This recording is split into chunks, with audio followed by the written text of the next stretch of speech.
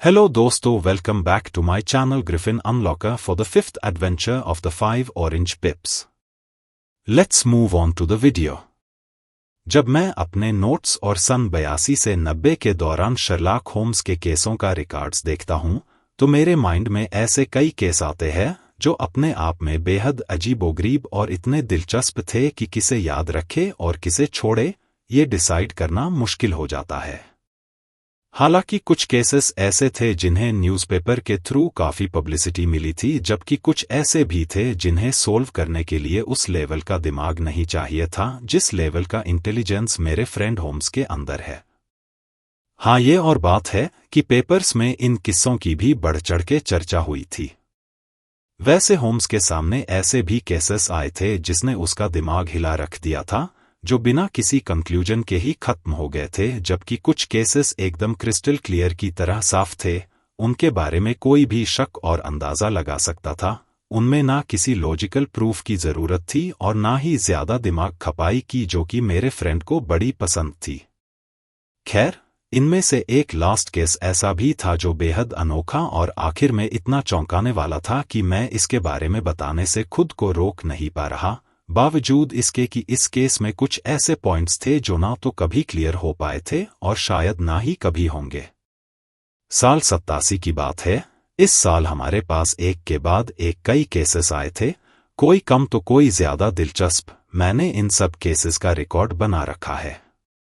इन 12 महीनों के रिकॉर्डेड केसों में से एडवेंचर पाराडो चैम्बर के केस, अमेटर मेंडिकेंट सोसाइटी का केस जिनका फर्नीचर वेयरहाउस के ग्राउंड फ्लोर पर एक बड़ा ही शानदार क्लब है, जहाज कंपनी ब्रिटिश बरकुए सोफी एंडरसन जो कि उफ्फा आइलैंड के ग्रिचे पैटरसन्स के अपने पहले ही एडवेंचर में हादसे का शिकार हो गई थी, और आखिर में कैम्बरवेल पॉइजनिंग केस काफी हैरान करने वाले रहे थे। लास्ट वाले में खासकर शेरलॉक होम्स ने डेड मैन की घड़ी से ही पता लगा लिया था कि उसकी मौत 2 घंटे पहले हो चुकी है, जिसका मतलब था कि विक्टिम उसी दौरान सोने के लिए गया था। दरअसल इस केस को सोल्व करने में टाइम का सही अंदाजा लगाना काफी इम्पोर्टेंट था। ये सब शायद मैं कभी फ्यूचर में डिटेल्स के साथ शेयर करूं, पर इनमें से कोई भी उतना स्ट्रेंज नहीं लगा जितना कि ये वाला है, जिसके बारे में अब मैं डिस्क्राइब करने जा रहा हूं। ये सितंबर के आखिरी दिनों की बात थी। समुद्र में जोरों का तूफान आया हुआ था। दिन भर जोरों की हवा चलती थी और खिड़कियों पर बारिश की बूंदें बड़ी तेज आवाज के साथ गिरती थी। मौसम इतना खराब था कि हम लंदन जैसी ग्रेट सिटी में रहते हुए हमें ये एहसास होता है कि जिंदगी में रोजमर्रा के अलावा भी कई और ऐसी चीजें हैं जो हमारे कंट्रोल के बाहर है। कुदरत इंसान से कहीं ज्यादा ताकतवर है और कई बार उसे इस कदर हैरान और परेशान कर देती है, जैसे पिंजरे में बंद कोई जंगली जानवर जो आसानी से काबू में नहीं आता। जैसे जैसे शाम हो रही थी, तूफान और भी खतरनाक और तेज होता जा रहा था।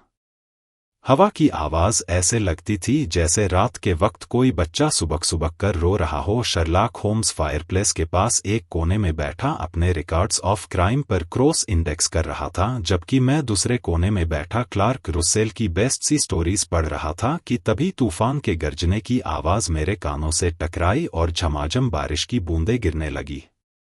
मेरी वाइफ अपनी माँ के घर गई हुई थी, इसलिए कुछ दिनों के लिए मैं अपने बेकर स्ट्रीट वाले पुराने घर में एकदम अकेला था। क्यों? मैंने अपने साथी यानी होम्स की तरफ देखते हुए पूछा। लगता है किसी ने बेल बजाई है। रात के वक्त कौन हो सकता है? तुम्हारा कोई फ्रेंड तो नहीं आया? तुम्हारे सिवा मेरा कोई और दोस्त नहीं है और मेहमानों से मैं दूर ही रहता हूं, होम्स ने जवाब दिया। तो फिर कोई क्लाइंट होगा? ऐसी बात है तो फिर कोई सीरियस केस होगा, वरना इतनी रात गए कौन आएगा? पर मुझे लगता है शायद मकान मालकिन का कोई खास दोस्त होगा। पर शेरलॉक होम्स का अंदाजा गलत निकला। पैसेज में किसी के कदमों की आहट सुनाई दे रही थी और दरवाजा खटखटाने की आवाज भी आ रही थी। उसने अपना हाथ बढ़ाकर लैंप की रोशनी खाली चेयर पर डाली जिस पर मेहमान बैठने वाला था। आ जाओ, होम्स ने जवाब दिया। एक हैंडसम और गुड लुकिंग 20-22 साल का दिखने वाला नौजवान अंदर आया जो अपने कपड़ों और हाव भाव से अच्छे घर का लग रहा था। उसने हाथ में एक छाता पकड़ा हुआ था जिससे बारिश का पानी बह रहा था, और उसके लंबे वाटरप्रूफ कोट की हालत देखकर साफ पता चलता था कि बाहर का मौसम किस कदर खराब था। उसने थोड़ी उत्सुकता से लैंप की रोशनी में होम्स की तरफ देखा। मैंने उस लड़के की तरफ गौर से देखा। उसके चेहरे के पीलेपन और आंखों की बेचैनी देखकर लगता था जैसे वो किसी बड़ी मुसीबत में है। मैं आपसे माफी मांगना चाहता हूं, उसने अपना गोल्डन चश्मा आंखों पर रखते हुए होम्स से कहा। इस वक्त आकर मैंने आपको तंग तो नहीं किया? देखिए ना, मेरे कपड़े एकदम भीगे हुए हैं, आपके रूम में पानी पानी हो गया। कोई बात नहीं, लाइए मुझे अपना कोट और छाता दे दीजिए, होम्स बोला। मैं इन्हें यहां टांग देता हूं, थोड़ी देर में खुद सूख जाएंगे। आप साउथ वेस्ट की तरफ से आए हैं ना? हाँ, होर्शम, उसने जवाब दिया।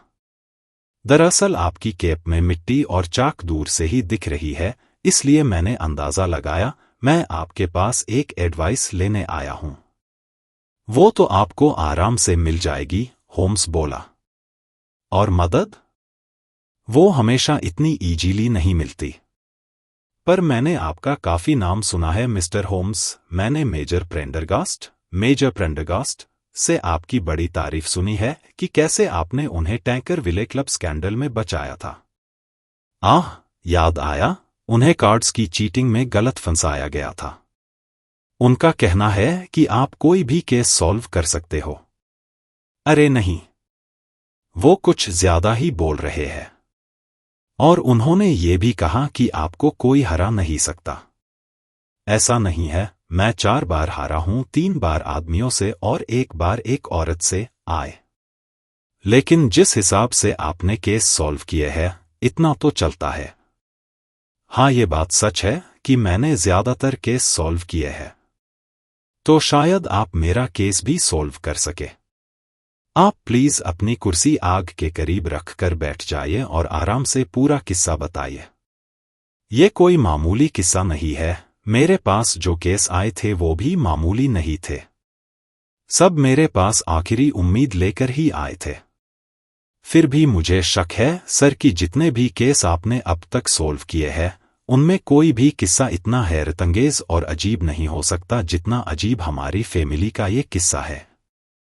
ओह अच्छा, फिर तो मामला दिलचस्प लगता है। आप सारी बातें खुलकर बताओ, उसके बाद मैं आपसे कुछ जरूरी सवाल करूंगा, होम्स ने उसे कहा। वो लड़का अपनी कुर्सी आग के और पास खींच लाया और पैर फैलाकर आराम से बैठ गया। ठीक है, तो मैं शुरू करता हूं। मेरा नाम जॉन ओपनशॉ है, पर मुझे लगता है कि मेरे नाम का मेरे इस अजीब से किस्से से कोई खास लेना देना नहीं है। ये हमारा खानदानी मामला है, तो आपको सारे फैक्ट्स से रूबरू कराने के लिए मैं आपको शुरुआत से सब कुछ बताता हूं। मेरे दादाजी के 2 बेटे थे, मेरे अंकल एलियस और मेरे फादर जोसेफ। कोवेंट्री में मेरे फादर की एक छोटी सी फैक्ट्री थी जो बाद में बाइसिकल के इन्वेंशन के बाद अच्छी खासी चलने लगी थी। मेरे फादर ने ओपनशॉ अनब्रेकेबल टायर का पेटेंट करवाया था, जिससे उनका बिजनेस कई गुना बढ़ गया था। बाद में मेरे फादर ने अपना बिजनेस अच्छे खासे दामों में बेच दिया और रिटायरमेंट ले ली। वही मेरे अंकल एलियस अपनी जवानी के दिनों में ही अमेरिका चले गए और फ्लोरिडा में एक प्लांटर बन गए। फ्लोरिडा में मेरे अंकल का बिजनेस भी काफी अच्छा चल रहा था। वॉर के वक्त वो जैक्सन की आर्मी की तरफ से वॉर पर गए थे और उसके बाद हुड के अंडर में लड़े, जहां उनकी प्रमोशन हुई और उन्हें कर्नल बना दिया गया था। जब ली ने अपनी आर्मी हटाई तो मेरे अंकल वापस अपने प्लांटेशन के बिजनेस में लौट आए, जहां वो 3 या 4 साल रहे। 1869 या 1870 के दौरान मेरे अंकल यूरोप वापस आ गए और होर्शम के पास ससेक्स में एक छोटा सा एस्टेट खरीदा। स्टेट बिजनेस से अंकल ने काफी अच्छा बिजनेस किया और उसे छोड़ने का उनके 2 रीजन थे। एक तो उन्हें नीग्रो पसंद नहीं थे और दूसरा उन्हें रिपब्लिकन पॉलिसी से प्रॉब्लम थी, जो अपनी फ्रेंचाइजी बढ़ाना चाहते थे। मेरे अंकल अनमैरिड थे उन्हें गुस्सा जल्दी आता था, और सबसे बड़ी बात तो ये थी कि जब तक वो होर्शम में रहे, उन्होंने कभी शहर में पैर तक नहीं रखा। उनके घर के आसपास तक बड़े बड़े 2-3 खेत फैले हुए हैं और उनके घर के आगे एक बड़ा सा गार्डन भी था जहां वो कभी कभी एक्सरसाइज करते थे, वरना ज्यादातर वो अपने कमरे में ही रहना पसंद करते थे। उन्हें ब्रांडी का और स्मोकिंग का शौक था और वो अकेले ड्रिंक एंजॉय करते थे। ना उनका कोई फ्रेंड था और ना ही उन्हें किसी की जरूरत थी, यहां तक कि अपने भाई की भी नहीं। पर मेरे अंकल को मुझसे कोई प्रॉब्लम नहीं थी, इनफैक्ट वो मुझे काफी पसंद करते थे। फर्स्ट टाइम जब उन्होंने मुझे देखा था, मैं कोई 12 या 13 साल का रहा हूंगा। ये 1878 की बात है। उसके बाद वो कोई 8 या 9 साल तक इंग्लैंड में रहे। उन्होंने मेरे फादर से रिक्वेस्ट करी कि मुझे उनके साथ रहने दे, ये उनका एहसान था मुझ पर। जब वो अच्छे मूड में होते थे तो मेरे साथ बैकगैमन और ड्राफ्ट्स खेला करते थे। उन्होंने मुझे घर के नौकर चाकरों और अपने बिजनेस से रिलेटेड लोगों के साथ डील करना सिखाया था, जिसकी वजह से 16 का होते होते मैं घर के मामलों में एकदम एक्सपर्ट हो गया था। घर की सारी चाबियां मेरे पास रहती थी, मुझे जो अच्छा लगता वही करता था, जहां मन होता वहां जाता था। कुल मिलाकर मैं अपनी मर्जी का मालिक था और मेरी वजह से अंकल की प्राइवेसी जरा भी डिस्टर्ब नहीं होती थी। मुझे बस एक चीज की मनाही थी और वो थी कि मुझे एटिक के एक खास कमरे में जाने की इजाजत नहीं थी। मुझे तो क्या, उस रूम में किसी को भी जाने की परमिशन नहीं थी। मैं जितना उस कमरे के बारे में सोचता, उतनी ही मेरी बेकरारी बढ़ती जाती। कई बार तो मैं कीहोल से कमरे के अंदर देखने की कोशिश करता था, पर वहां सिवाय पुराने धुल खाए संदूकों के और कुछ नजर नहीं आता था। साल 1883 मार्च के महीने की बात है। एक दिन मैंने कर्नल की टेबल पर एक फॉरेन स्टैंप लगा एक लेटर देखा। मेरे अंकल को बहुत कम लेटर आते थे, क्योंकि एक तो वो अपने बिल्स टाइम पे भर देते थे, तो और दूसरा उनके दोस्त ना के बराबर थे। तो उन्हें भला कौन लेटर लिखता? इंडिया से आया है, उन्होंने टेबल से लेटर उठाते हुए मुझसे कहा। पोंडीचेरी का पोस्टमार्क। क्या हो सकता है ये? मैंने जल्दी से लिफाफा फाड़ा तो उसके अंदर से संतरे के 5 सूखे बीज निकले जो अंकल की प्लेट पर बिखर गए। मुझे जोरों की हंसी आ गई, पर तभी अंकल के चेहरे पर नजर पड़ते ही मेरी हंसी रुक गई। अंकल का चेहरा डर से सफेद पड़ गया था, उनके होंठ लटक गए थे, आंखें फैलकर बड़ी हो गई थी। वो लिफाफे को घूर रहे थे जो उन्होंने अपने कांपते हुए हाथों में पकड़ा हुआ था। के अंकल के गले से एक सहमी हुई सी आवाज निकली। वो खुद से बड़बड़ा रहे थे, oh my God, oh my God. आखिर मुझे अपने पापों की सजा मिल ही गई। क्या हुआ अंकल? आप ठीक तो है? मैं उनकी हालत देखकर घबरा गया था। मौत, उन्होंने बस इतना कहा और अपने रूम में चले गए। मैं हैरान परेशान सा वही खड़ा रह गया। मैंने वो लिफाफा पकड़ा और गौर से देखा, उसके इनर साइड में लाल इंक से 3 बार के लिखा हुआ था। लिफाफे के अंदर से सूखे हुए बीजों के अलावा और कुछ नहीं निकला था। इस लिफाफे और अंकल के इस डर का वजह क्या थी? मैं ब्रेकफास्ट टेबल से उठा और अभी सीढ़ियों तक पहुंचा ही था कि अंकल अपने रूम से नीचे आते दिखे। उनके हाथ में एक पुरानी सी जंग लगी चाबी थी। मुझे पूरा यकीन था कि ये चाबी एटिक वाले कमरे की ही होगी। उन्होंने अपने दूसरे हाथ में कैश बॉक्स टाइप का एक छोटा सा पीतल का बॉक्स पकड़ा हुआ था। उन्हें जो करना है करे, पर मैं भी चुप नहीं बैठूंगा, अंकल कसम खाने वाले अंदाज में खुद से बोले। मैरी को बोल दो कि आज रात मेरे रूम में आग जलाकर रखे और किसी को होर्शम के वकील फोर्धम को बुलाने भेज दो। मैंने वही किया जैसा अंकल का ऑर्डर था। जब वकील आया तो अंकल ने मुझे अपने रूम में आने को बोला। आग बड़ी तेज जल रही थी और गेट के पास ही एक बड़ा सा राख का ढेर पड़ा था, जैसे किसी ने बहुत सारे कागज जलाए हो। पास ही में पीतल का बॉक्स खुला रखा था जो अंदर से खाली था। मैंने बॉक्स की तरफ देखा तो नोटिस किया कि उसके ढक्कन पर के लेटर प्रिंट है, वैसा ही जैसा मैंने सुबह लिफाफे पर देखा था। मैं चाहता हूं जॉन कि तुम मेरी वसीयत के गवाह बनो। मैं अपनी सारी एस्टेट, सारे फायदे और नुकसान के साथ अपने भाई यानी तुम्हारे फादर के नाम करता हूं, जो कि उनके बाद तुम्हारे नाम हो जाएगी। अगर तुम इस प्रॉपर्टी की सही तरीके से देखभाल करोगे तो इसमें तुम्हारा ही भला है। और अगर तुम्हें लगता है कि तुम इस जायदाद को नहीं संभाल सकते तो मेरी एडवाइज है कि तुम इसे अपने कट्टर दुश्मन के हवाले कर देना। मुझे माफ करना कि तुम्हें एक दो धारी तलवार सौंप रहा हूं, मगर मैं नहीं जानता कि फ्यूचर में क्या होगा। अब मिस्टर फोर्डम पेपर्स पर जहां जहां बोले वहां तुम साइन कर दो। और मैंने अंकल के कहने पर उन पेपर्स पर साइन कर दिया। उसके बाद लॉयर ने वो पेपर्स अपने पास रख लिए। इस छोटी सी बात ने मेरे माइंड पर काफी गहरा असर किया। मेरे लिए ये घटना किसी पहेली से कम नहीं थी, जिसे जितना सुलझाओ उतना ही और उलझ जाती है। मुझे एक अजीब सा डर का एहसास हो रहा था, पर फिर कुछ ही हफ्तों बाद मैं धीरे धीरे नॉर्मल होता चला गया। इस दौरान कोई और अजीब घटना नहीं घटी। हमारी लाइफ पहले की तरह नॉर्मल चल रही थी, पर मेरे अंकल में एक बदलाव आ चुका था और इस बात से मैं बखूबी वाकिफ था। अंकल और ज्यादा शराब पीने लग गए थे और ज्यादातर अपने कमरे में दरवाजा बंद करके अकेले बैठे रहते थे। कभी कभी वो नशे की हालत में घर से बाहर गार्डन में रिवाल्वर लेकर जोरों से चिल्लाते, मैं किसी से नहीं डरता, मुझे कोई नहीं हरा सकता, ना कोई इंसान ना ही शैतान। और जब नशा उतरता तो वो वापस अपने रूम में आकर दरवाजा लॉक कर लेते थे। उनकी हालत उस आदमी जैसी थी जिसके सर पे हर पल मौत नाच रही हो और वो उस मौत से बचने की कोशिश कर रहा हो। ऐसे वक्त में जब मैं उनकी तरफ देखता तो ठंड में भी उनका चेहरा पसीने से भीगा लगता था। वेल, मिस्टर होम्स, अब मैं आपके सब्र का और इम्तिहान नहीं लूंगा। अब मैं आपको इस कहानी का एंड बताता हूं। एक रात की बात है, अंकल नशे की हालत में घर से बाहर चले गए और जब काफी देर तक नहीं लौटे तो हम उन्हें ढूंढने निकले।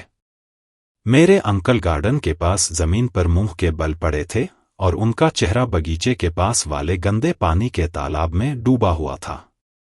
उनकी बॉडी में कहीं कोई मार या चोट के निशान नहीं थे और पानी भी सिर्फ 2 फीट गहरा था, इसलिए कोर्ट ने इस पूरे मामले को सुसाइड का केस मान लिया था। पर मैं जानता हूं, जो इंसान मौत के नाम से भी डरता था, वो खुद अपनी जान कैसे ले सकता है। इस घटना के कुछ ही दिनों बाद मेरे फादर एस्टेट में रहने आ गए। वसीयत के हिसाब से उन्हें अंकल की जायदाद और 14,000 पाउंड मिले जो उनके बैंक अकाउंट में जमा है। 1 मिनट, होम्स ने उसकी बात काटी। तुमने जो कुछ बताया उससे ज्यादा रिमार्केबल कहानी मैंने आज तक नहीं सुनी। पर क्या तुम मुझे फिर से वो डेट्स बता सकते हो जब तुम्हारे अंकल को वो लेटर मिला था और जब उन्होंने सुसाइड किया था? हाँ, अंकल को लेटर 10 मार्च 1883 को मिला था और उसके 7 हफ्ते बाद 2 मई को उनकी मौत हुई थी। Thank you. अब आगे बताओ। जब मेरे फादर होर्शम प्रॉपर्टी के नए मालिक बने तो मेरे कहने पर उन्होंने एटिक को अच्छे से चेक किया, जहां हमेशा ताला लगा रहता था। हमें वहां वो पीतल का बॉक्स भी मिला, हालांकि उसके अंदर के पेपर्स जला दिए गए थे। कवर के अंदर एक पेपर लेबल था जिस पर के लेटर्स लिखे हुए थे। इसके अंदर की तरफ लेटर्स, मेमोरेंडा, रेसिप्ट्स और एक रजिस्टर लिखे थे। हमें कुछ कुछ अंदाजा हो रहा था कि कर्नल ओपनशॉ ने किस टाइप के पेपर्स जलाए होंगे। खैर, एटिक में और कोई इंपॉर्टेंट चीज नहीं थी सिवाय कुछ नोटबुक्स और इधर-उधर बिखरे पेपर्स के, जिनमें अंकल ने अपने अमेरिका के दिनों की लाइफ के बारे में लिखा हुआ था। इनमें से कुछ में लड़ाई के वक्त की बातें लिखी थी, जिससे पता चलता था कि मेरे अंकल एक बहादुर सोल्जर थे। कुछ पेपर्स में उन तारीखों का जिक्र था जब साउथर्न स्टेट्स की रिकंस्ट्रक्शन हुई थी और ज्यादातर पॉलिटिकल एक्टिविटीज का जिक्र था, क्योंकि अंकल ने नॉर्थ से भेजे गए उन कारपेट बैग पॉलिटिशियंस के खिलाफ लड़ाई में हिस्सा लिया था। वेल, ये साल 84 के शुरुआती दिनों की बात थी जब मेरे फादर होर्शम में रहने आए। साल 85 के जनवरी के महीने तक सब कुछ ठीक चल रहा था। न्यू ईयर के चौथे दिन की बात है। मेरे फादर एक दिन अचानक जोरों से चिल्लाए जब हम ब्रेकफास्ट टेबल पर बैठे थे। उनके एक हाथ में खुला लिफाफा था और दूसरे में संतरे के 5 सूखे बीज। मेरे फादर मेरी स्टोरी सुनकर हमेशा हंसते थे। उन्हें लगता था कि मैं कर्नल के बारे में कोई मनगढ़ंत कहानी सुना रहा हूं। पर जब वही चीज उनके साथ हुई तो वो भी बेहद डरे हुए और हैरान लग रहे थे। क्यों? आखिर इसका क्या मतलब है, जॉन? वो हकलाते हुए मुझसे बोले। मेरा दिल धड़क रहा है। ये के है, मैंने कहा। मेरे फादर ने लिफाफे के अंदर देखा। हाँ, यही लिखा है, वो चिल्लाए। पर इसके ऊपर क्या लिखा है? पेपर्स को सनडायल पर रखिए। मैंने उनके पास जाकर लिफाफे के अंदर पढ़ने की कोशिश की। कौन से पेपर्स? कौन सा सनडायल? उन्होंने पूछा। एक ही सनडायल है गार्डन में, पर मुझे लगता है कि पेपर्स वही थे जो जला दिए गए हैं। पूह! उन्होंने एक गहरी सांस ली। पढ़े लिखे लोग इस तरह की बेवकूफी की बातें नहीं करते। ये सब क्या बकवास है? लेटर डंडी से आया है, मैंने पोस्टमार्क पर नजर डालते हुए कहा। लगता है कोई हमारे साथ प्रैक्टिकल जोक कर रहा है, मेरे फादर बोले। भला सनडायल और पेपर्स से मेरा क्या लेना देना? मैं इस पागलपन को नहीं मानता। अब तो हमें पुलिस के पास जाना ही पड़ेगा, मैंने कहा। और वो लोग हम पर हंसेंगे, और क्या? हंसने दो, मैंने कहा। नहीं, तुम पुलिस में नहीं जाओगे। मैं ऐसी बातों पर ज्यादा ध्यान नहीं देता। मुझे मालूम था मेरे फादर बड़े जिद्दी है, इसलिए उनसे बहस करना बेकार था, पर मेरा दिल कहता था कि कुछ ना कुछ गलत होने वाला है। लेटर आने के तीसरे दिन मेरे फादर अपने एक पुराने दोस्त मेजर फ्रीबॉडी से मिलने गए जो पोर्ट्सडाउन हिल के एक फोर्ट के कमांडर थे। मैं खुश था कि फादर बाहर जा रहे हैं। मेरे ख्याल से वो घर के बाहर ज्यादा सेफ थे। पर नहीं, मैं गलत था। उनके जाने के दूसरे ही दिन मुझे मेजर ने टेलीग्राम करके जल्द से जल्द आने को बोला। मेरे फादर एक गहरी खाई में गिरकर बेहोश हो गए थे। उनके सिर में काफी गहरी चोट आई थी। मैं तुरंत मौके पर पहुंचा, पर मेरे फादर की तब तक डेथ हो चुकी थी। मुझे पता चला कि वो देर शाम के वक्त फरेहम से लौट रहे थे, पर अनजान इलाका होने की वजह से उन्हें शायद खाई नजर नहीं आई और वो फिसलते हुए नीचे गिर पड़े। कोर्ट ने इसे एक्सीडेंटल डेथ मानकर मामला रफा-दफा कर दिया। मैंने उनकी मौत से जुड़े हर पहलू पर गौर किया, पर मुझे एक भी क्लू ऐसा नहीं मिला जो उनकी डेथ को मर्डर प्रूव करता हो। उनकी बॉडी पर किसी चोट के निशान नहीं थे, ना ही रॉबरी या लूटपाट के, और उस वक्त रोड पर कोई अजनबी भी नहीं था। इसके बावजूद मुझे शक था कि हो ना हो मेरे फादर को भी मेरे अंकल की तरह रास्ते से हटा दिया गया है। जाहिर है कि अब मैं ही इस पूरी जायदाद का मालिक हूं। आप शायद बोलोगे कि मैं ये प्रॉपर्टी छोड़ क्यों नहीं देता? तो मेरा जवाब है, मुझे पूरा यकीन था कि मुसीबत की सारी जड़ मेरे अंकल की लाइफ से जुड़ी कोई घटना है, तो ये खतरा जितना एक घर के अंदर है उतना ही दूसरे घर में भी रहेगा। ये जनवरी 85 की बात थी। मेरे बेचारे फादर की मौत को 2 साल और 8 महीने बीत चुके थे। इस दौरान होर्शम में मुझे कोई परेशानी नहीं हुई। मुझे यकीन हो चला था कि हमारी फैमिली के ऊपर जो खतरा था वो अब टल गया है। शायद ओल्ड जनरेशन के साथ फैमिली का श्राप भी खत्म हो गया था। पर नहीं, मैं गलत था। कल सुबह मेरे साथ वही हुआ जो मेरे फादर के साथ हुआ था। उस नौजवान ने अपने कोट की जेब से एक मुड़ा-तुड़ा लिफाफा निकाला और टेबल पर पलट दिया। उसमें से 5 सूखे हुए संतरे के बीज निकले। ये वो लिफाफा है, उसने कहा। पोस्टमार्क लंदन का है, ईस्टर्न डिवीजन। अंदर वही लेटर्स लिखे हैं जो मेरे फादर के लास्ट मैसेज में थे, के और पेपर्स सनडायल पर रख दो। तो तुमने क्या किया? होम्स ने पूछा।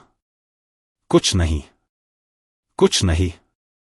उस नौजवान ने अपने सफेद गोरे हाथों में चेहरा छुपाते हुए कहा, सच बताऊं, मैं बहुत हेल्पलेस फील कर रहा हूं।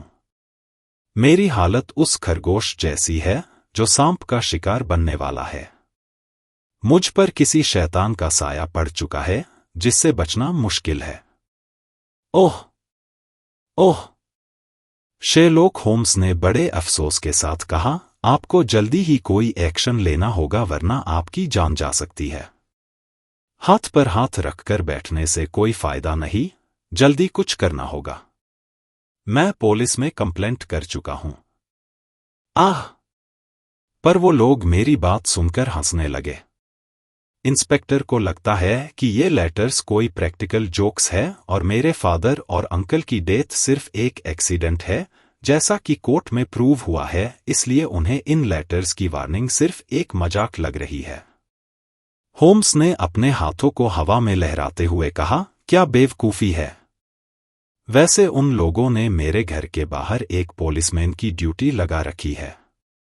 क्या आज रात वो आपके साथ आया है? नहीं, उसे सिर्फ घर के बाहर रहने के ऑर्डर मिले हैं। एक बार फिर होम्स ने गुस्से में हवा में मुक्का मारा। तो तुम मेरे पास क्यों आए? सबसे बड़ी बात, तुम तुरंत यहां क्यों नहीं आए? मुझे मालूम नहीं था।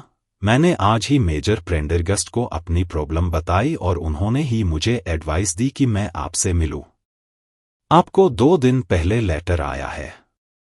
हमें पहले ही एक्शन लेना चाहिए था। क्या आपके पास और कोई एविडेंस है जो आपने अभी तक नहीं बताया, ऐसी कोई डिटेल जिससे हमें कोई हेल्प मिल सके?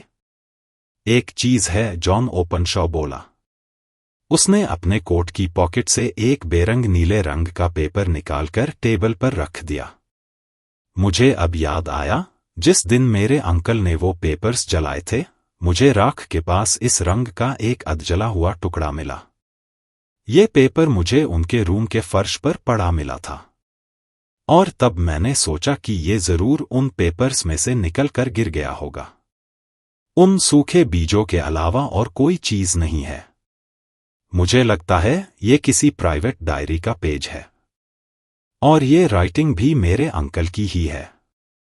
होम्स ने लैंप आगे सरकाया। हम दोनों पेपर के उस टुकड़े पर झुक गए। देखने से साफ पता चलता था कि किसी किताब से पन्ना फाड़ा गया था। इस पर डेट डली थी, मार्च 1869, और उसके नीचे लिखा था, 4th हडसन आया। वही ओल्ड प्लेटफार्म। 7th पिप्स भेजे, मैकुली, पैरामोर और John Swain of Saint Augustine, set the pips on Macaulay, Permore, and John Swain of St. Augustine. 9th Macaulay साफ, 9th Macaulay cleared. 10th John Swain साफ, 10th John Swain cleared. 12th paramour visit किया, सब ठीक है, 12th visited Permore. All well. Thank you. Holmes ने paper fold करके John को वापस देते हुए कहा, और अब एक पल की भी देरी मत करो। हमारे पास अभी बातें करने का वक्त नहीं है। तुरंत घर जाओ और एक्शन लो। पर मैं क्या करूं? तुम्हें फिलहाल तुरंत एक काम करना है। इस पेपर के टुकड़े को उसी पीतल के बॉक्स में डालना है जिसके बारे में तुमने हमें बताया। और साथ ही एक नोट भी डाल दो जिसमें लिखा हो कि वो सारे पेपर्स तुम्हारे अंकल ने जला दिए हैं और सिर्फ यही एक रह गया है। नोट ऐसे लिखना कि पढ़ने वाले को तुम्हारी बात का पूरा यकीन हो जाए। इसके बाद तुम्हें वो बॉक्स सनडायल पर रखना है जैसा तुम्हें बोला गया है, समझ गए? हाँ, सब कुछ, जॉन ने कहा। अभी फिलहाल बदला लेने की मत सोचो। कानून हमें इंसाफ दिलाएगा, पर अभी हमें जाल बुनना है। वो लोग तो अपना जाल पहले ही बुन चुके हैं। सबसे पहले तो तुम्हें इस डर से छुटकारा पाना होगा। और दूसरी चीज, ये मिस्ट्री सॉल्व करनी है और क्रिमिनल्स को सजा दिलवानी है। आपका बहुत बहुत शुक्रिया। जॉन ने कुर्सी से उठकर अपना ओवरकोट पहना और होम्स से बोला, आपने मुझे एक नई उम्मीद और हिम्मत दी है। अब मैं वही करूंगा जैसा आपने कहा है। एक पल भी देर मत करना, और सबसे बड़ी बात, अपना ख्याल रखना क्योंकि तुम्हारे सिर पर खतरा मंडरा रहा है। पर तुम वापस कैसे जाओगे? मैं वाटरलू से ट्रेन लूंगा। अभी 9 नहीं बजे है, गलियों में भीड़ भाड़ होगी तो तुम सेफ हो, लेकिन कुछ भी हो सकता है, इसलिए अलर्ट रहना। मेरे पास गन है। फिर तो अच्छी बात है, कल से मैं तुम्हारे केस पर काम शुरू कर दूंगा। ठीक है, तो मैं आपसे हॉर्शम में मिलूंगा। नहीं, तुम्हारा सीक्रेट लंदन में ही है, यही मैं तुमसे मिलूंगा। तो फिर ठीक है, जैसा आपने कहा मैं वही करूंगा और आपको कॉल करके बॉक्स और पेपर के बारे में बताऊंगा, जॉन बोला और जाने के लिए हमसे हाथ मिलाया। बाहर अभी भी जोरों की हवा चल रही थी, बारिश की बूंदें खिड़कियों पर पड़ रही थी। इस तूफानी मौसम में हमने जो ये अजीब सी कहानी सुनी थी, उसने हमें एक गहरी सोच में डाल दिया था। कुछ देर तक शेरलॉक होम्स यूं ही खामोश बैठा जलती हुई आग को घूरता रहा। फिर उनसे उठकर अपने पाइप जलाया और कुर्सी के सहारे टिक कर हवा में उड़ते धुएं के छल्ले देखता रहा। मैं उसके कुछ बोलने का इंतजार कर रहा था। आखिर उसने खामोशी तोड़ी। मुझे लगता है वाटसन, इससे इंटरेस्टिंग केस हमारी लाइफ में आज तक नहीं आया, सिर्फ साइन ऑफ 4 को छोड़कर। वेल, हाँ, सही कहा तुमने। शायद उस केस को छोड़ के, पर फिर भी मुझे लगता है कि जॉन ओपनशॉ शोल्टोस से ज्यादा खतरे में है। पर क्या तुम्हें कुछ समझ आया कि उसे किस चीज से खतरा हो सकता है? कुछ कहा नहीं जा सकता, होम्स बोला। लेकिन किस तरह का खतरा हो सकता है? और ये के कौन है और वो क्यों इस फैमिली के पीछे पड़ा है? शेरलॉक होम्स ने अपनी आंखें बंद कर ली और अपनी कुहनी कुर्सी के हत्थे पर टिका दी। अपने दोनों हाथों की अंगुलियां को आपस में फंसा कर वो किसी सोच में डूबा हुआ था। एक आइडियल रीजन वो होता है जो एक सिंगल फैक्ट के बेस पर सारे चेन ऑफ इवेंट्स का पता लगा ले, बल्कि आगे का रिजल्ट भी बता दे, जैसे कवियर एक सिंगल हड्डी से पूरे के पूरे जानवर का पता लगा लेता है। ठीक ऐसे ही एक ऑब्जर्वर भी एक के बाद एक कड़ी जोड़कर आगे पीछे की पूरी स्टोरी पता लगा लेता है। पर इस केस में हमें अभी तक ये समझ नहीं पाए है कि आगे क्या होगा। केस की प्रॉब्लम सोल्व करने के लिए उसे स्टडी करना जरूरी है। केस सोल्व करना किसी आर्ट से कम नहीं, और इस आर्ट का मास्टर बनने के लिए रीजन को सारे फैक्ट्स यूज करने आने चाहिए जो उसे मालूम हो। हाँ, मैंने हंसते हुए कहा। ये एक सिंगुलर डॉक्यूमेंट था। फिलोसॉफी, एस्ट्रोनॉमी और पॉलिटिक्स सब 0 मार्क पर थे। जहां तक मुझे याद है बॉटनी चेंजेबल है, और जियोलॉजी काफी गहरी जहां तक किसी भी इलाके के 50 मील तक के मिट्टी के दागों का सवाल है। केमिस्ट्री थोड़ी अजीबो गरीब है। एनाटॉमी अनसिस्टमेटिक, लिटरेचर सेंसेशनल और crime records unique. Violin player, boxer, तलवारबाज, लॉयर और कोकेन और टोबैको लेने वाले सेल्फ पॉइजनर। मुझे लगता है ये सब मेरे एनालिसिस के मेन पॉइंट्स हैं। होम्स लास्ट वाली बात सुनकर हंसा। वेल, मैं अभी भी वही बोल रहा हूं जो पहले बोला था कि एक आदमी को अपने एटिक में एक्स्ट्रा फर्नीचर रखने चाहिए और बाकी चीजें अपनी लाइब्रेरी के लंबर रूम में, जहां से वो उन्हें जब जरूरत हो ले सके। अब इस केस में देख लो जो कि आज रात ही हमारे पास आया है, हमें अपने सारे रिसोर्सेस यूज करने ही पड़ेंगे। प्लीज जरा मुझे अमेरिकन एनसाइक्लोपीडिया के लेटर के देना जो तुम्हारे बगल वाले सेल्फ में रखा है। Thank you. अब हम सारी पूरी मामले पर गौर करके देखते हैं कि क्या निकलता है। सबसे पहले तो हमें यह सोचना है कि कर्नल ओपनशॉ के पास अमेरिका जाने का कोई न कोई स्ट्रॉन्ग रीजन रहा होगा। उस टाइम में लोग फ्लोरिडा जैसी सुंदर जगह और बढ़िया मौसम छोड़कर किसी इंग्लिश टाउन में अकेले रहने मुश्किल से जाते थे। पर यहां मिस्टर ओपनशॉ का इंग्लैंड के लिए प्यार देखकर तो यही लगता है कि वो किसी चीज से या किसी से डरते थे, कोई ऐसी चीज या इंसान जिसने उन्हें अमेरिका छोड़कर जाने पर मजबूर कर दिया था। और वो क्या चीज थी, इसका अंदाजा हम सिर्फ उन लेटर्स से लगा सकते हैं जो उन्हें और उनकी प्रॉपर्टी के वारिसों को मिले हैं। क्या तुमने उन लेटर्स के पोस्टमार्क पर ध्यान दिया था? फर्स्ट लेटर में पोंडीचेरी का पोस्टमार्क था, दूसरे में डुंडी का और तीसरे में लंदन का। ईस्ट लंदन से इससे क्या पता चलता है? ये सारी की सारी जगह सीपोर्ट्स है, यानी लेटर्स लिखने वाला शिप से ट्रेवल कर रहा होगा। बहुत बढ़िया, हमें एक क्लू तो मिला।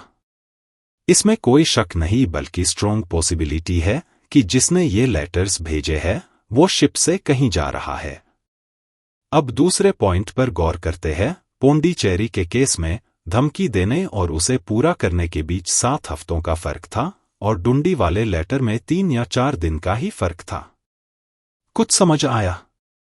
यानी ट्रेवल करने में काफी टाइम लगा और लेटर को भी आने में काफी वक्त लगा। फिर तो कोई पॉइंट नहीं बनता। खैर, एक बात तो तय है कि जिस जहाज में वो आदमी या वो लोग सफर कर रहे हैं एक सेलिंग शिप है। ऐसा लगता है कि वो लोग अपने मिशन से पहले हमेशा एक सिंगल वार्निंग देते हैं। तुमने देखा जब डुंडी से लेटर आया था तो धमकी के तुरंत बाद ही एक्शन ले लिया गया था। अगर वो लोग पोंडीचेरी से स्टीमर में आए होते तो अपने लेटर्स की तरह ही जल्द से जल्द पहुंच जाते, पर नहीं, उन्हें 7 हफ्ते लगे। मुझे लगता है कि वो 7 हफ्ते मेल बोट और उस सेलिंग शिप के बीच का डिफरेंस रिप्रेजेंट करते हैं जिससे लेटर लिखने वाला आया है। ये पॉसिबल है, बल्कि इससे कहीं ज्यादा। और अब तुमने इस नए केस की अर्जेंसी देखी? तभी तो मैंने जॉन ओपनशॉ को अलर्ट रहने को बोला था, क्योंकि लेटर भेजने वाला अपने फिक्स टाइम के एंड में ही अटैक करता है जिससे उसे पहुंचने का टाइम मिल जाए। लेकिन ये लेटर लंदन से आया है तो हम जरा भी देर नहीं करनी होगी। ओह गॉड, इसका क्या मतलब हो सकता है? टॉर्चर और हैरासमेंट? जो पेपर्स ओपनशॉ के पास थे जरूर उस आदमी के लिए बड़े काम के होंगे जो शिप से ट्रेवल कर रहा है। और मुझे यकीन है कि और भी लोग उसके साथ हैं, क्योंकि एक अकेला आदमी इस तरह से 2 खून नहीं कर सकता कि कोर्ट भी धोखा खा जाए। ये एक गैंग है और इनके इरादे बड़े मजबूत हैं। उन्हें बस उन पेपर्स से मतलब है, चाहे वो किसी के पास हो, यानी के किसी एक आदमी का नाम शुरू होता है और यही इनके गैंग का बैज है। हाँ, पर कौन सा गैंग? क्या तुमने कभी, होम्स ने मेरी तरफ झुकते हुए भारी आवाज में कहा, तुमने कभी कुक्लक्स क्लैन का नाम नहीं सुना? नहीं, मैंने तो नहीं सुना। होम्स ने अपने घुटनों पर रखी किताब का पन्ना पलटा और मुझे दिखाया, ये देखो। वहां लिखा था कुक्लक्स क्लैन एक ऐसा नाम जो कोकिंग राइफल की आवाज से मिलता जुलता है, जिसके नाम पर इस सीक्रेट सोसाइटी का नाम रखा गया है। सिविल वॉर के बाद साउथर्न स्टेट्स के एक्स कॉन्फेडरेट सोल्जर्स ने ये सीक्रेट सोसाइटी बनाई थी जो तेजी से कंट्री के अलग अलग पार्ट्स में फैलती चली गई, खासकर टेनेसी, लुसियाना, द कैरोलिनास, जॉर्जिया और फ्लोरिडा में। इस गैंग की पावर को पॉलिटिकल पर्पज के लिए यूज किया जाता था, खासकर नीग्रो वोटर्स को डराने धमकाने और जो इनके खिलाफ जाए उसे कंट्री से बाहर भगाने के लिए और उनका मर्डर करने के लिए। ये लोग अपने विक्टिम को पहले एक खास अंदाज में वार्निंग देते हैं, जैसे कि किसी को ओक के पत्ते भेजते हैं तो किसी को तरबूज या संतरे के सूखे बीज। वार्निंग मिलने के बाद या तो विक्टिम या तो देश छोड़कर भाग जाता है या वही करता है जैसा ये चाहते हैं। और अगर कोई इनकी धमकी मिलने के बाद भी ना डरे तो ये लोग उसे जान से मार देते हैं। और ऐसे मारते हैं कि किसी को शक ना हो। ये लोग एकदम परफेक्ट तरीके से अपने काम को अंजाम देते हैं। यही वजह है कि आज तक कोई उनके गैंग का कोई आदमी पकड़ा नहीं गया और ना ही कभी पुलिस को इन पर शक हुआ। यूनाइटेड स्टेट्स गवर्नमेंट की काफी कोशिशों के बावजूद गैंग का बिजनेस फल फूल रहा है, बल्कि साउथ में रहने वाली इनकी कम्युनिटी काफी पावरफुल है। 1869 में अचानक से मूवमेंट ठंडा पड़ गया था, हालांकि तब से मिलती जुलती कुछ छिटपुट घटनाएं घटी है। होम्स ने एनसाइक्लोपीडिया को मेरे सामने रखते हुए कहा, तुम देख सकते हो कि ओपनशॉ का पेपर्स के साथ अमेरिका से गायब होना और इस सीक्रेट सोसाइटी के टूटने का आपस में एक कनेक्शन है। शायद ओपनशॉ के चले जाने से काफी फर्क पड़ा हो, कोई बड़ी बात नहीं कि ओपनशॉ और उसकी फैमिली के इस गैंग के रास्ते का कांटा बन रही हो। उनके पास जो रजिस्टर और डायरी रहे होंगे उनमें साउथ के उन लोगों का सीक्रेट हो सकता है जिन्होंने ये गैंग सबसे पहले बनाया, इसलिए कई लोगों के राज उस डायरी में छुपे हो सकते हैं। और वो पेज जो हमने देखा था, जो हमें शक है वैसा ही होगा जहां तक मुझे याद है इसमें लिखा था सूखे बीजे बी और सी को भेज दिए, यानी गैंग ने विक्टिम्स को वार्निंग भेज दी है। उसके बाद लिखा था और बी क्लियर्ड या फिर देश छोड़ के भाग गए हैं, और लास्ट में लिखा था कि सी विजिटेड यानी सी की जान को खतरा है। मुझे लगता है डॉक्टर की कोई ऐसा पॉइंट जरूर है जो हमसे छूट रहा है, और मुझे यकीन है जॉन ओपनशॉ के पास मेरी एडवाइस फॉलो करने के अलावा और कोई रास्ता नहीं बचा है। आज की रात इससे ज्यादा और कुछ नहीं किया जा सकता, तो अब तुम मुझे मेरा वायलिन दे दो आधे घंटे के लिए, मैं सब कुछ भूल जाना चाहता हूँ, ये खराब मौसम और ये सारी परेशानियां। खैर, रात भर के तूफान के बाद सुबह तक मौसम साफ हो चुका था। बादलों के बीच सूरज पूरी रोशनी के साथ चमक रहा था। जब मैं अपने रूम से नीचे उतरा तो शेरलॉक होम्स पहले से ही ब्रेकफास्ट टेबल पर बैठा था। माफ करना, मैंने तुम्हारा वेट नहीं किया, उसने कहा। इस जॉन ओपनशॉ के केस के लिए आज मुझे काफी भागदौड़ करनी पड़ेगी, क्या स्टेप्स लेने वाले हो तुम? मैंने पूछा।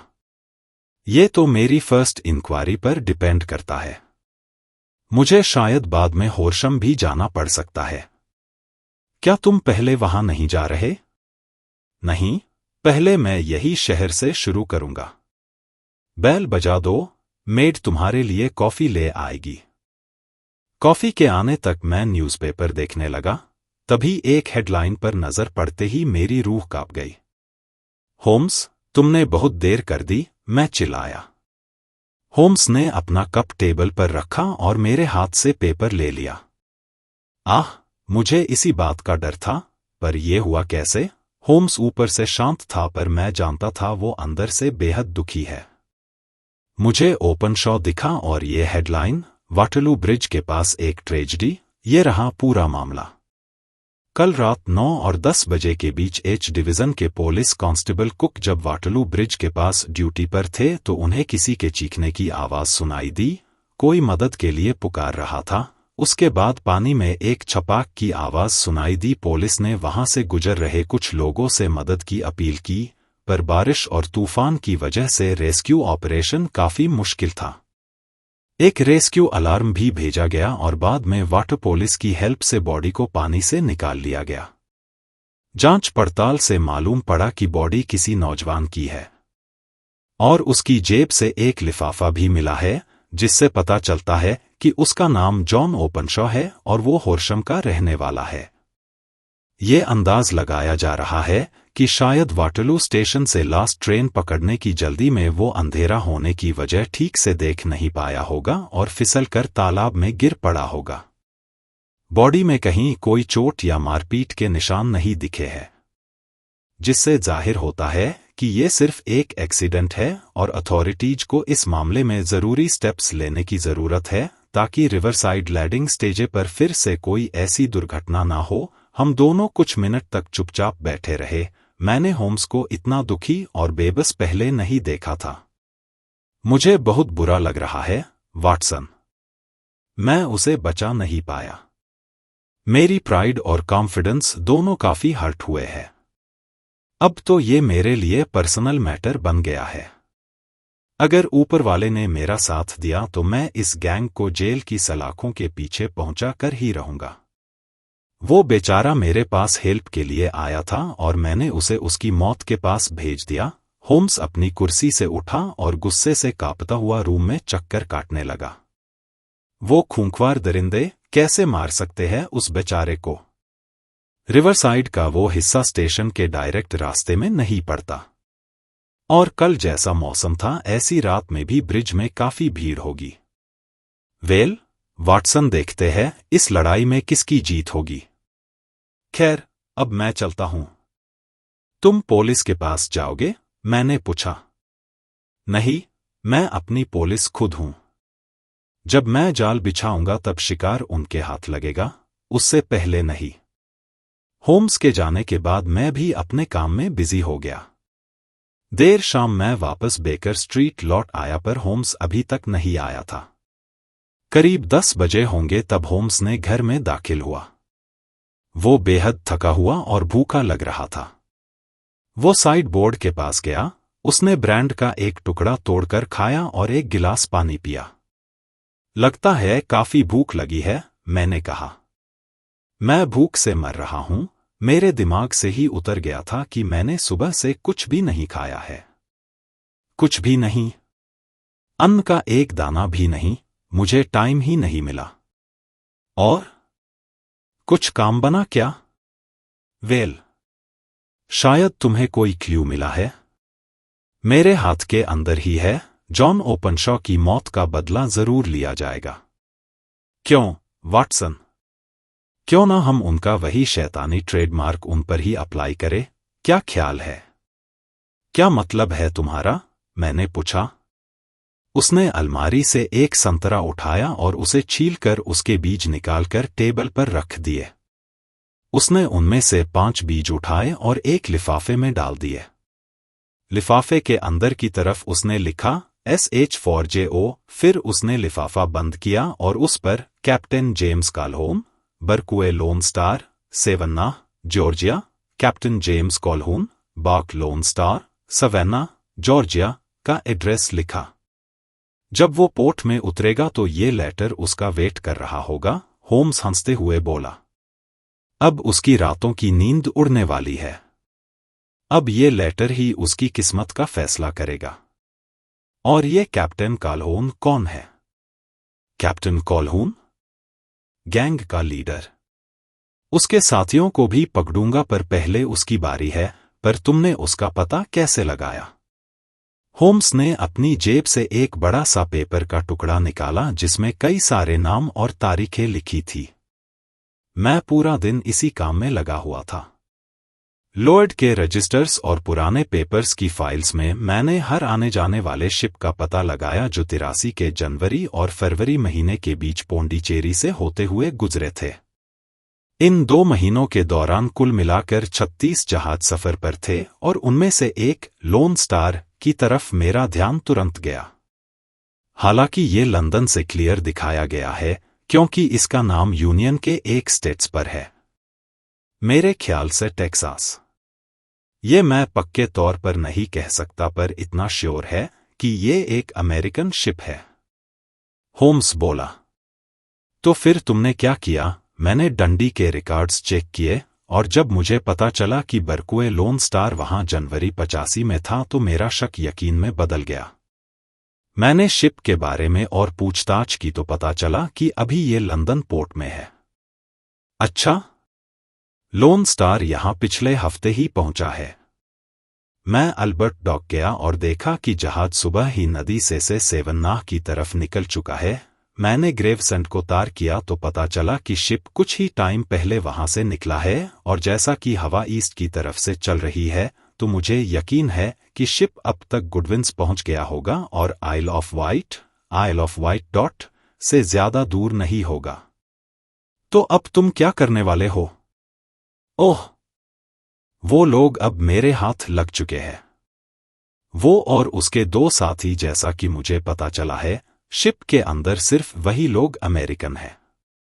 बाकी पैसेंजर्स फिनिश और जर्मनस है।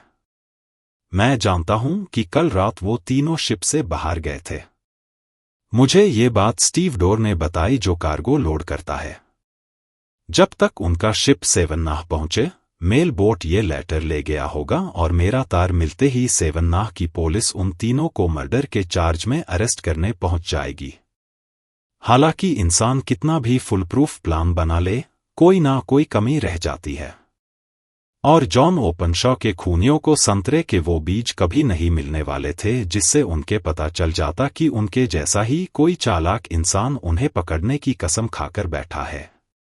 उस साल के जैसा खतरनाक समुद्री तूफान मैंने पूरी लाइफ में नहीं देखा था। हम सेवन्नाह के लोन स्टार की खबर का इंतजार करते रहे पर कभी कोई खबर नहीं आई। आखिरकार हमें पता चला कि कहीं दूर अटलांटिक में एक नाव के टूटे फूटे हिस्से पानी पर तैरते नजर आए थे और उस पर LS लिखा हुआ था। बस लोन स्टार के बारे में हमें इतना ही पता चल पाया। Here the end of Adventure 5. For more videos, stay tuned in this series.